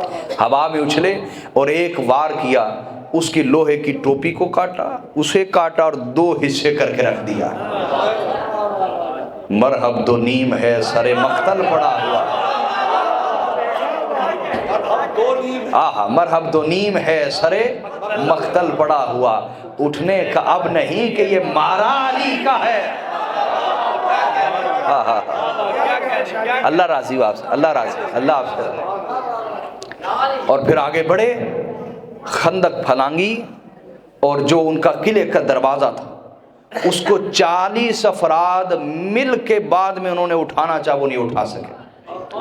مولا کائنات آگے بڑھے اور اپنے بائیں بازو سے قبضوں سمیت دروازے کو اکھاڑ کے پھینک دیا۔ لاہور والو، یہ علی کے بائیں بازو کی طاقت ہے، علی کے دائیں بازو کی طاقت کیا ہوگی؟ ایسے اکھاڑا، ایسے اکھاڑا اور وہ پھینک دی۔ اور باقی اصحاب اس دروازے کے ذریعے سے خندق کو پھلانگ کے آگے آئے۔ اور حاضرین، جب غزوہ خندق کا وقت تھا اور عمر بن عبد ود آگے بڑھ آیا خندق پھلانگ کے، بڑا دلیر آدمی تھا ہے نا، اور آگے آ کے اس نے بڑی گستاخی کی، میں تو وہ پہلے لفظ بول دیتا تھا کہ اس نے آگے کیا کہا اور کیا کیا، اب مجھے حیا آتی ہے۔ رسول اللہ کی بے ادبی کی آگے اور کہا کوئی میرے جوڑ کا ہے تو بھیجو اسے۔ تو رسول اللہ نے فرمایا کون ہے جو اس کے مقابلے میں جائے گا؟ کہیں سے آواز آتی ہے کہ اس کا مقابلہ کون کرے، یہ تو 1000 بندوں سے اکیلے لڑ لیتا ہے۔ کسی نے کہا کہ میں اس کے ساتھ فلاں جنگ میں تھا، اس کی تلوار ٹوٹ گئی تو اس نے اونٹنی کا بچہ اٹھا کے مارنا شروع کر دیا، یہ تو ایسی بلا ہے۔ جب نبی کی آواز گونجی کون جائے گا، مولا علی کھڑے ہو گئے۔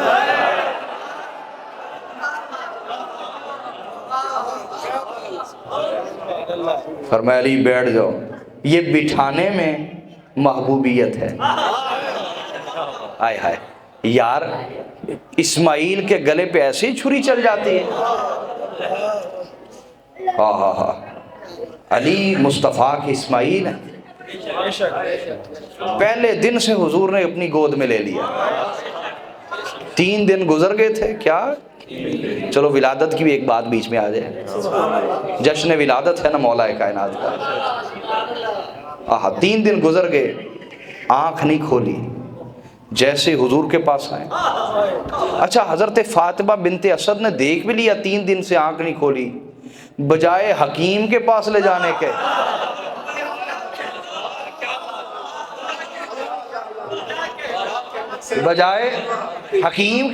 جانے کے مصطفیٰ کے پاس کیوں لے آئیں؟ ہاں وہ بھی عشق کی بولی سمجھتی تھی کہ علی کو جس طبیب کی ضرورت ہے وہ مصطفیٰ ہے۔ جیسے حضور نے اپنے ہاتھوں پہ لیا، مولا علی نے آنکھیں کھول دی۔ یہ کائنات میں صرف اور صرف مولا کائنات کی خصوصیت ہے۔ مولا کسی نے اس دنیا میں آنکھ کھولی، ماں کو دیکھا، کسی نے دائی کو دیکھا، کسی نے ڈاکٹر کو دیکھا، ہے نا، کسی نے ہسپتال کا چہرہ دیکھا۔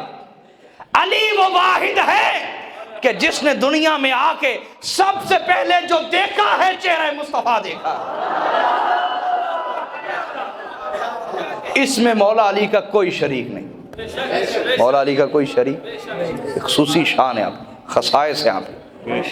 اور حاضرین، ہم پوچھتے ہیں مولا کائنات سے، اے میرے مولا، وہاں جہاں آپ کی ولادت ہوئی تھی وہاں بھی آنکھیں کھول دیتے تو کون سی ماڑی جگہ تھی؟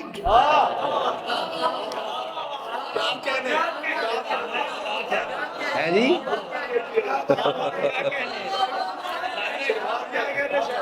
کون سی؟ وہ جگہ ہے، سارے خرچہ کر کے اسی کو دیکھنے تو جاتے ہیں اور پھر باہر سے دیکھ کے آ جاتے ہیں۔ کوئی قسمت والا ہے جو اندر سے دیکھتا ہے۔ تو وہاں اگر آنکھ کھول دیتے تو کون سی ماڑی جگہ تھی، کعبے کو ہی دیکھنا تھا نا۔ لیکن علی سے یہی سمجھانا چاہتے تھے، وہاں آنکھ کھولتا تو کعبے کو دیکھتا، یہاں کھولی ہے تو کعبے کے کعبے کو دیکھا۔ اور پھر 3 دن گزر گئے، آپ نے کچھ بھی کھایا پیا، دودھ تک نوش نہیں فرمایا والدہ کا۔ 3 دن گزر چکے۔ تو میرے نبی صلی اللہ علیہ وسلم نے اپنا لعاب دہن لیا اور مولا علی کے منہ میں ڈالا، فوری چوسنا شروع ہو گئے۔ سبحان اللہ، کیسا انتظار کیا علی نے۔ کیوں بھائی، کیوں بھی درویشو؟ اہل ہوس کی لقمہ تر پہ رہی نظر، نانے جویں پہ صرف گزارا علی کا ہے۔ علی کی عادت بڑے ہو کے نہیں پڑی، پہلے دن سے عادت تھی، پہلے دن سے عادت تھی کہ جب اعلیٰ رزق موجود ہے تو ادنا کیوں لوں؟ ہے وہ بھی اعلیٰ، ہے وہ بھی، لیکن اس اعلیٰ جیسا تو نہیں نا۔ اس کے مقابلے میں تو مفضول ہوا نا۔ تو یہ مولا علی کی عادت بڑے ہو کے نہیں پڑی، یہ پہلے دن سے عادت ہے۔ 3 دن انتظار کیا، حضور نے اپنا لعاب دہن ڈالا۔ اور جانتے ہیں لعاب دہن مصطفیٰ کیا کرتا ہے؟ حضرت عبداللہ ابن عباس جو اس امت کے عالم اور مفسر ہیں، حبر هذه الامہ، کیسے بنے؟ کہتے کہ میں 10 سال کا بچہ تھا، رسول اللہ صلی اللہ علیہ وسلم کھجوریں تناول فرما رہے تھے، تو ایک گٹھلی جو حضور کے منہ میں تھی، گٹھلی، تو میں نے کہا یا رسول اللہ یہ گٹھلی مجھے دے دیں۔ حضور نے دے دی، میں نے منہ میں لے کے چوسی، وہ جو اس پہ تھوڑا سا لعاب دہن رسول لگا تھا میں چوس کے اندر لے گیا، جیسی وہ اندر گیا سینہ علم کا سمندر بن گیا، سینہ علم کا۔ ارے جس کو اتنا سا ملا وہ تو سمندر ہو گیا، وہ تو سمندر ہو گیا۔ اور جسے علی ہوں یا حسن و حسین ہو، جن کو غذائیں ہی یہ دی گئی،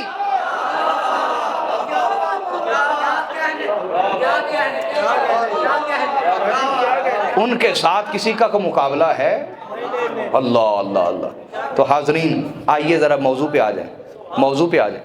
حضور نے فرمایا بیٹھ جاؤ، بٹھانا محبوبیت کا اظہار تھا۔ پھر فرمایا کون جائے گا؟ پھر مولا علی کھڑے ہوئے۔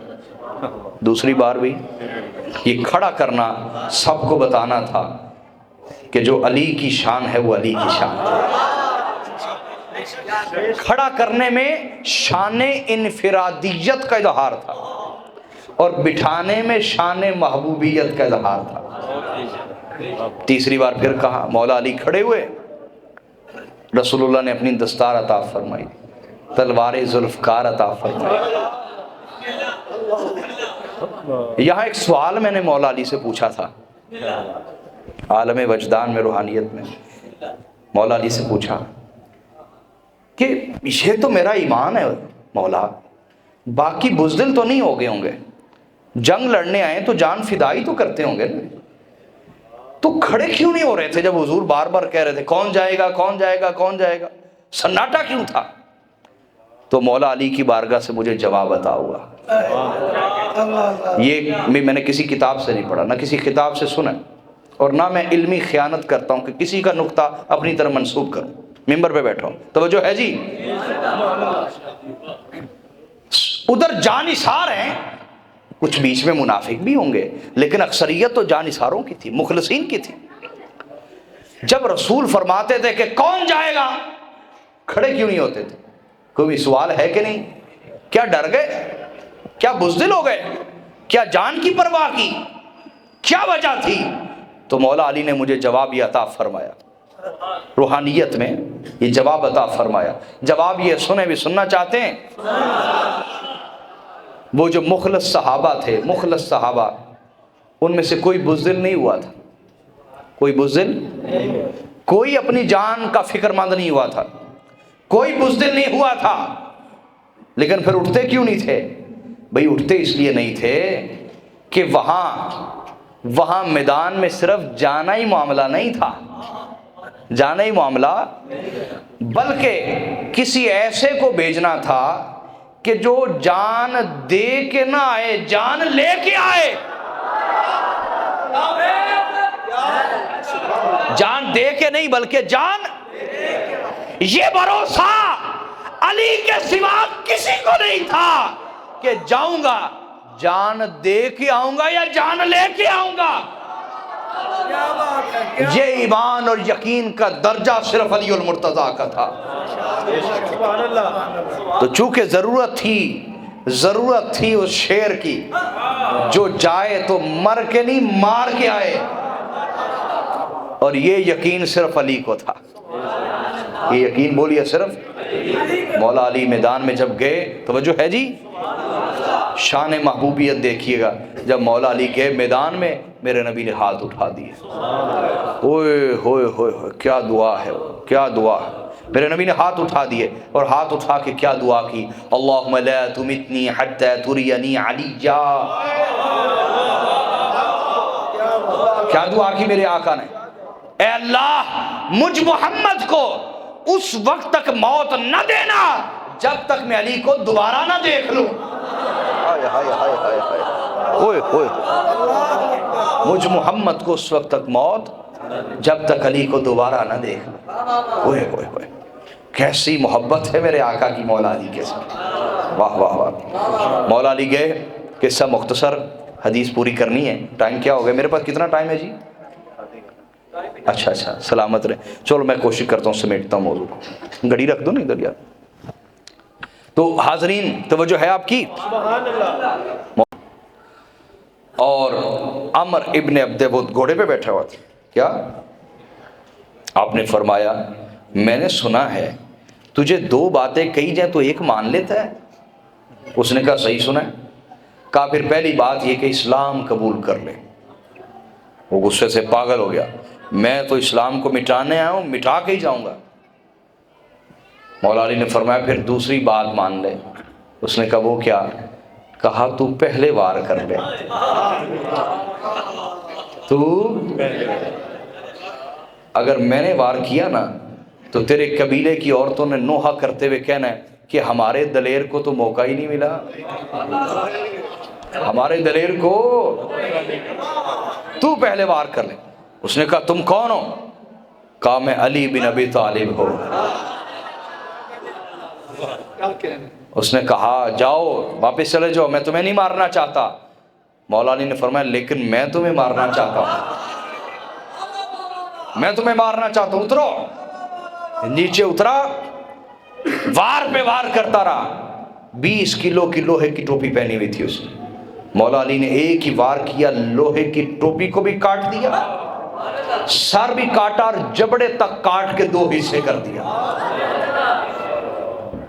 اور یہ حدیث چاہے سندن ضعیف ہے لیکن مولا علی کی شجاعت اس کو تقویت دیتی ہے. وہ کیا؟ جب آپ نے ایک ضرب سے اس کو کاٹ کے رکھ دیا تو آقا علیہ الصلوۃ والسلام نے فرمایا علی کی آج ایک ضرب, علی کی آج قیامت تک کی میری امت کے تمام اعمال سے افضل و اعلیٰ ہے. ایک ضرب. اور یہ کیوں نہ ہوتی کہ اس وقت, اگر اس وقت سوچیے نا ذرا, حالات کو تو اپنے سامنے لائیں یار. اس وقت اگر اسلام ہار جاتا تو کیا ہوتا؟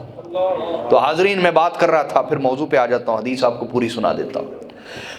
وہ یہ کہ مکی دور میں سب سے مشکل خدمت حضرت ابو طالب نے سر انجام دی. سیرت نگاروں کا اجماع ہے جب تک سینہ ابو طالب رہا ہے مصطفیٰ تک کوئی تیر نہیں پہنچا, کوئی تلوار, کوئی نیزہ, حتیٰ کہ کوئی زبان بھی نہیں پہنچی. سب تکلیفیں بعد میں آئیں. وہ جو اوجری پھینکی گئی, سب تکلیفیں حضرت ابو طالب کی وفات کے بعد. اور مدنی دور میں سب سے مشکل جس نے مصطفیٰ کی اور اسلام کی خدمت کی ہے وہ علی المرتضیٰ ہے, وہ ابو طالب کی اولاد ہے. تو حضرت بریدہ کہتے ہیں مجھے مولا علی سے شدید نفرت تھی اسلام قبول کرنے سے پہلے. کیوں بھائی تھک تو نہیں گئے؟ میں کوشش کرتا ہوں اس کو سمیٹ لیتا ہوں, جلدی سمیٹتا ہوں, توجہ کریں. میں بھی ویسے اتنی علمی گفتگو نہیں کرتا, یہ آپ کی محبت نے کرا دی. بیٹھ کے کہہ رہا ہوں مجھے پوری زندگی میں 2 جگہ خطاب کرنے کا مزہ ہے. پہلا قلعہ دیدار سنگھ میں اہل حدیثوں نے میرا خطاب رکھوایا, کٹر نسلن اہل حدیث, نسلن کٹر اہل حدیث, اور انہوں نے خطاب رکھا اور موضوع رکھا شان آل رسول. ان کا جی آپ نے ہمیں یہ سنانا ہے. میں نے اتنے عشق اور شوق اور وجد سے کبھی کسی کو اہل بیت کا موضوع سنتے ہوئے نہیں دیکھا. میں بعد میں بڑا حیران ہوا. میں نے ان سے پوچھا یہ کیسے, اتنا شوق, جنون, ولولہ کیسے لے آئے؟ انہوں نے کہا شاہ جی ہمیں کبھی کسی نے سنایا ہی نہیں, ہمیں کبھی کسی نے سنایا ہی نہیں. آپ نے قرآن پڑھ پڑھ کے, حدیثیں پڑھ پڑھ کے سنایا ہے, ہمارا دل تو کرتا تھا ہم فدا ہو جائیں مولا علی پر, ہمیں کبھی کسی نے سنایا ہی نہیں جی. اور دوسرا مجمع آپ کا ہے.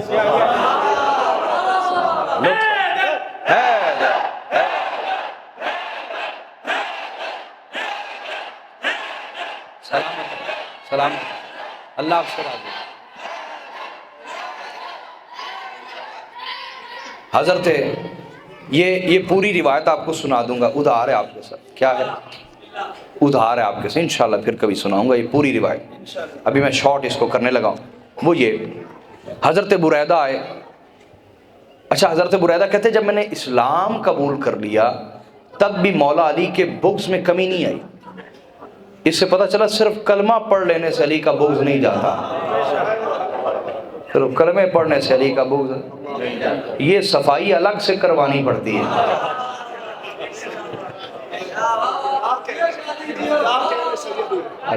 اللہ آپ کو سلام۔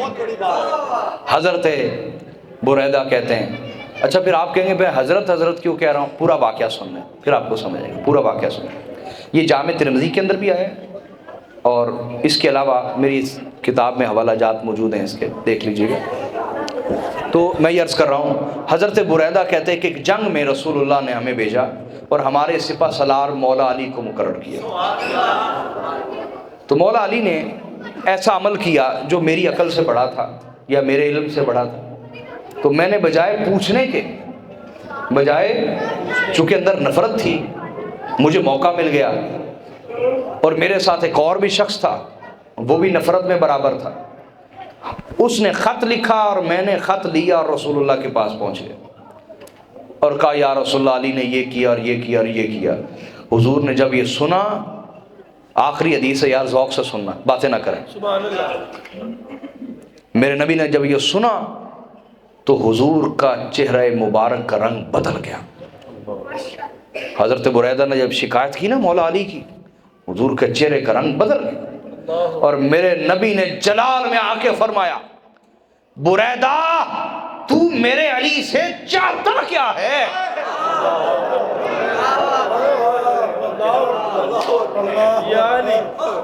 علی کے خلاف بولی جا رہا ہے، تو میرے علی سے چاہتا کیا ہے؟ دوسری بار پھر کہا، تیسری بار پھر میرے نبی نے فرمایا بریدہ تو میرے علی سے چاہتا ہی کیا ہے؟ حضرت بریدہ کہتے ہیں میرے پاؤں تلے زمین نکل گئی، میں سمجھ گیا رسول اللہ کو تکلیف پہنچی اور غضبناک ہو گئے رسول، اور میرا کام خراب ہو گیا۔ میرے نبی صلی اللہ علیہ وسلم منبر پہ آئے، طویل حدیث ہے یہ پوری سناؤں گا انشاءاللہ میں کبھی آپ کو۔ میرے نبی نے فرمایا ما بال اقوام ینتقصون علیہ، ان لوگوں کا بنے گا کیا، ان لوگوں کا بنے گا کیا جو علی کی شان کو گھٹانے کی کوشش کرتے ہیں، تنقص کی کوشش کرتے ہیں۔ ان لوگوں کا بنے گا کیا جو علی کی شان کو گھٹانے کی کوشش کرتے ہیں، علی کی طرف نقص منسوب کرتے ہیں، عیب منسوب کرتے ہیں۔ میرے نبی نے فرمایا من تنقص علیجا فقد تنقصنی، فرمایا لوگو جس نے علی کی شان کو گھٹانے کی کوشش کی اس نے مصطفیٰ کی شان کو گھٹانے کی کوشش کی، اس نے مصطفیٰ کی شان کو گھٹانے کی کوشش کی۔ کیوں؟ اس لیے کہ فرمایا ان علی منی وانا منہ، فرمایا اس لیے کہ بے شک علی مجھ سے ہے اور میں علی سے ہوں، علی مجھ سے ہے اور میں وَهُوَ وَلِيُّ كُلِّ مُؤْمِنٍ مِّن بَعْدِي، اور میرے بعد علی ہر مومن کا ولی ہے، ہر مومن کا۔ اور پھر میرے نبی نے فرمایا تم علی کی بے ادبی کر رہے ہو، تم جانتے نہیں خلق من طینتی، خلق من طینتی، آقا نے فرمایا تم جانتے نہیں علی کو میری مٹی سے بنایا گیا ہے، علی کو وَخُلِقْتُ مِن طِينَةِ إِبْرَاهِيمَ، اور مجھے حضرت ابراہیم کی مٹی سے بنایا گیا، وَأَنَا أَفْضَلُ مِنْ إِبْرَاهِيمَ، حالانکہ میں ابراہیم علیہ السلام سے افضل ہوں۔ اس کے بعد میرے نبی نے فرمایا سنو، توجہ ہے جی،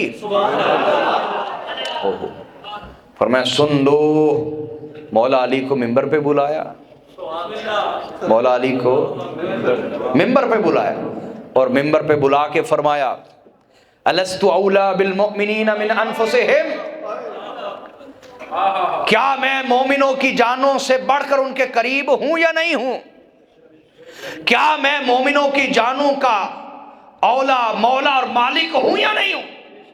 سب نے کہا ہماری جانیں فدا حضور آپ پر، آپ ہماری جانوں پر ہم سے زیادہ حق رکھتے، آپ ہمارے مولا ہیں، آپ ہمارے مولا ہیں۔ دیکھو مولا کا معنی حدیث میں متعین ہو رہا ہے، حدیث میں کہ جو جان پہ حق رکھے، جو جان پہ بولیے یہ مولا کا معنی اس معنی میں الست اولی بالمؤمنین من انفسہم، کیا میں مومنوں کا مولا نہیں ہوں؟ قالوا بلا یا رسول اللہ، سب نے کہا حضور آپ ہمارے مولا ہیں، آپ ہمارے مولا ہیں، آقا ہیں، سرپرست ہیں۔ آقا نے فرمایا گواہی دیتے ہو؟ حضور گواہی دیتے ہیں۔ شہادت دیتے ہو؟ شہادت دیتے ہیں۔ ثم اخذ بید علی، پھر میرے آقا نے مولا علی کا ہاتھ پکڑ کے بلند کیا، فرمایا پھر سن لو، میں نے پوچھا کیا میں تمہارا مولا ہوں؟ تم نے کہا یا رسول اللہ آپ ہمارے مولا ہیں۔ میں نے کہا گواہی دیتے ہو؟ تم نے کہا گواہی دیتے ہیں۔ فرمایا پھر سنو، من کنت مولاہ فہذا علی مولا، فرمایا پھر سن لو، جس جس کا میں مولا ہوں اس کا یہ علی مولا ہے۔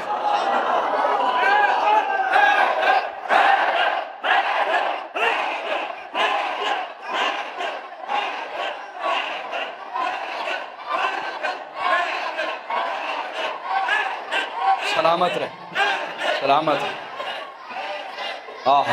مولا علی آپ سے راضی ہوں، مولا علی راضی ہوں آپ سے۔ اور پھر میرے آقا نے ہاتھ اٹھا دیے کہ اللہم والی من والا وعادی من عادا، اے اللہ جو علی کو اپنا ولی بنا لے تو بھی اس کا ولی بن جا، اور جو علی کا دشمن بن جائے تو بھی اس کا دشمن بن جا، تو بھی اس کا بولیے۔ اور یہ اسی کی تائید میں وہ حدیث ہے جو میں نے شروع میں پڑھی تھی۔ میرے آقا نے فرمایا، حضرت عبداللہ ابن عباس راوی، مولا علی کو دیکھ کے حضور نے فرمایا یا علی، کبھی روزہ دیکھ کے نا یوں ہی کہا کریں یا علی، یا علی انت سید فی الدنیا سید فی الاخرہ، اے علی تو دنیا میں بھی سید و سردار ہے، تو آخرت میں بھی سید و سردار ہے۔ حبیبک حبیبی، تیرا حبیب میرا حبیب ہے، وہ حبیبی حبیب اللہ، اور میرا حبیب اللہ کا حبیب ہے۔ عدو کا عدوی، تیرا دشمن میرا دشمن ہے، وہ عدوی عدو اللہ، اور میرا دشمن اللہ کا دشمن۔ والویل لمن ابغضک بعدی، اور اس شخص کے لیے بربادی ہے جس نے میرے بعد تیرے ساتھ بغض رکھا۔